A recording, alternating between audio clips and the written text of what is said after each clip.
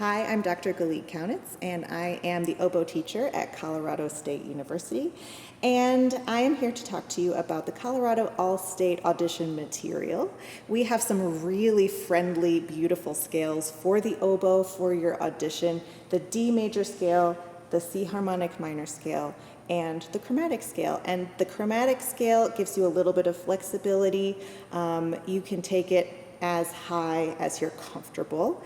And when you're practicing your scales, make sure that you're doing it with focus and calm, and keep those fingers nice and clean, and the tempo steady. That's very important. Moving on to the etudes. These etudes are in a key that is maybe a little bit more challenging, simply because we're adding the pinky switching of the C sharp, D sharp in C sharp minor in the slow etude, and E major in the fast etude. So make sure that when you're practicing these, you are paying really close attention to how cleanly your fingers are moving, especially when we have to do these little awkward pinky switches. And in the slow etude, we have some opportunities for beautiful music making, especially in the turn. So I'll demonstrate it for you.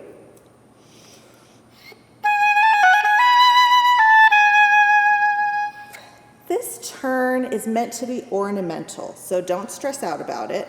Make it quick, and the idea is to not be late getting to the B natural on beat 3. So you want to borrow time from the G sharp that comes before and fit it all in together.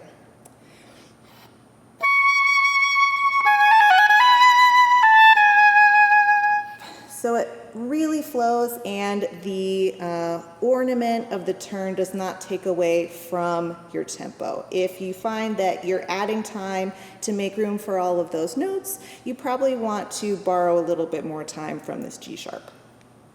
Moving forward, we have a measure 7. Looks a little bit intimidating, but it's actually not too bad. It looks scary because we have a lot of bar lines, but you want to take it slow, make sure you're fitting 4 of those in an 8th note, and we're very lucky to be counting 8th notes here. That's as fast as they need to go. They don't have to go any faster, so nice and calm. And there's also a nice little trill here at the end of measure 9, from a B sharp to a C sharp, and my favorite fingering for that trill is to finger a C natural and then wiggle your first finger.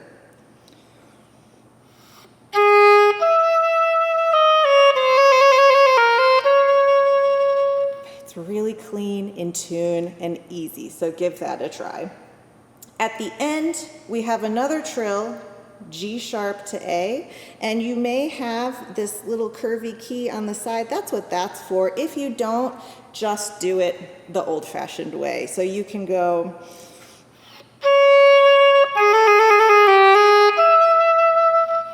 right, just with the regular G sharp to A fingering. That's totally fine. Or you can use this fancy little key on the side. That would work too. Moving on to the fast etude, it's really important not to go faster than is comfortable, especially in this key. We want to maintain a nice, steady tempo and clean fingers.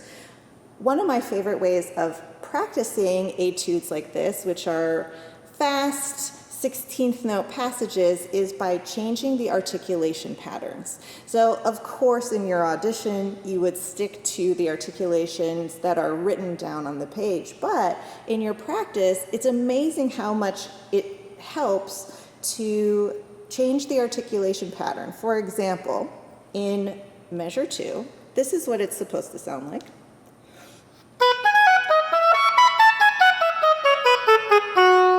But this is how I would practice it.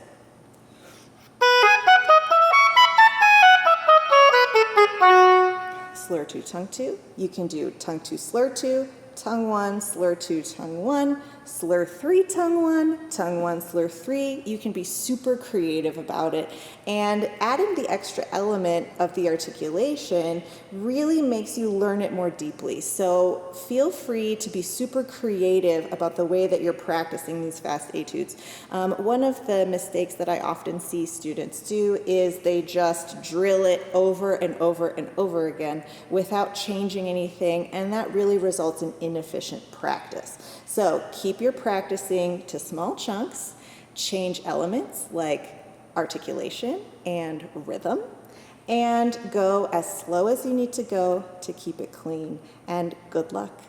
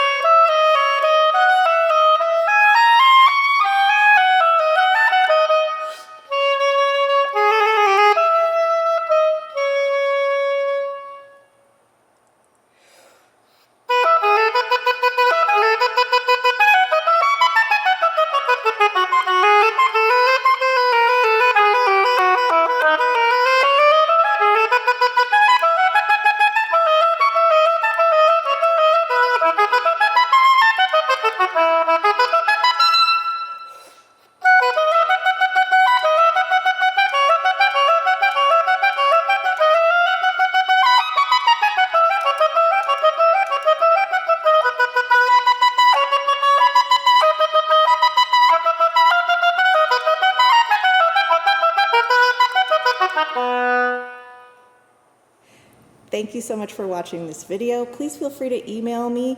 I would love to answer your questions about preparing for this audition and working on these etudes. And good luck.